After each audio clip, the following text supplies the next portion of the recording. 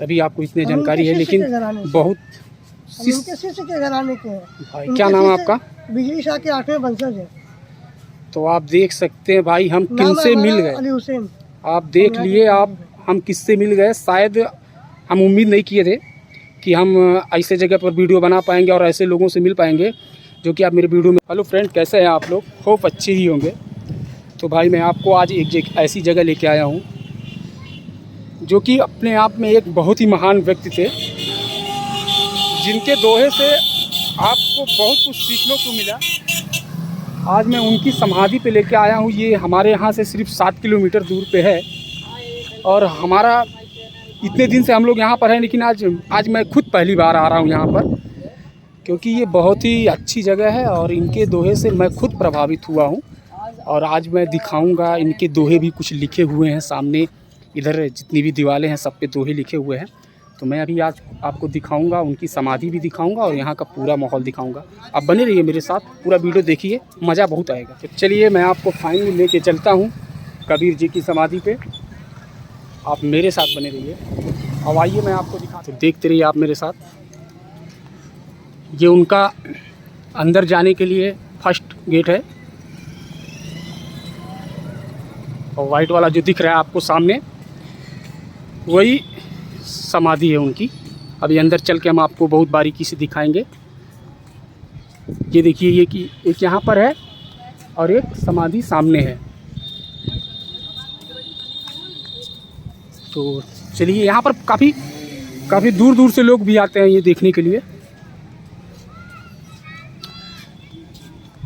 चलिए मैं बाबा से पूछता हूँ, बाबा समाधि यही है कि ये वाली है? ये है समाधि। यही है समाधि? समाधि यहाँ है। हाँ। और वो यहाँ है। वो क्या है? वो मतलब दोनों भागों का। अच्छा, एक भाग। अच्छा हाँ, समझ गया। मतलब हिंदू मुस्लिम जो अलग हुआ था हाँ, फूल से, हाँ, वो दोनों इधर बनाया गया है। हाँ, एक इधर है, एक वो अपना इधर। ठीक है, तो ये मुस्लिम वाला, ये मुस्लिम? नहीं, ये मुस्लिम वाला। ये मुस्लिम, ये हिंदू। हाँ। तो चलिए आप मेरे साथ बने रहिए, मैं आपको पूरी डिटेल दूंगा और पूरे विस्तार से समझाऊंगा। तो मैं आपको आज कबीरदास जी के बारे में आज इतनी अच्छी बातें बताऊंगा। शायद कुछ लोग जानते होंगे, कुछ लोग नहीं जानते होंगे। तो जो नहीं जानते हैं उनके लिए मैं बताना चाहूँगा। तो चलिए हम यहाँ के जानकार से पूछते हैं। ये हिंदू समाधि है कबीर जी की, और ये जो पीछे उस साइड में दिख रहा है, ये मुस्लिम समाधि है कबीर जी की। तो इसमें ऐसा हुआ था, अब आप सोच रहे होंगे जो नहीं जानते हैं उनके लिए कि ये दो समाधि कैसे हैं। शरीर तो एक था, लेकिन दो समाधि कैसे? तो ये बहुत ही अनोखी बात है भाई, और सत्य भी है। पूछ रहा हूँ, तो वो जो कबीरदास जी थे, इनकी जन्म कहाँ हुआ था उनका? उनकी हमें पैदाइश जो है कबीर साहब की जो है बनारस की सरजमीन है, बताते हैं।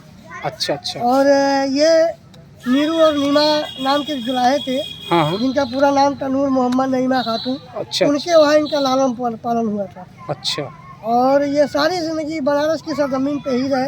हाँ। और तमाम जगह गए भी हैं घूमने के लिए। जी। लेकिन अंतिम कयाम इन्होंने बनारस से यहाँ का किया था। अच्छा। मगहर की सरजमीन का।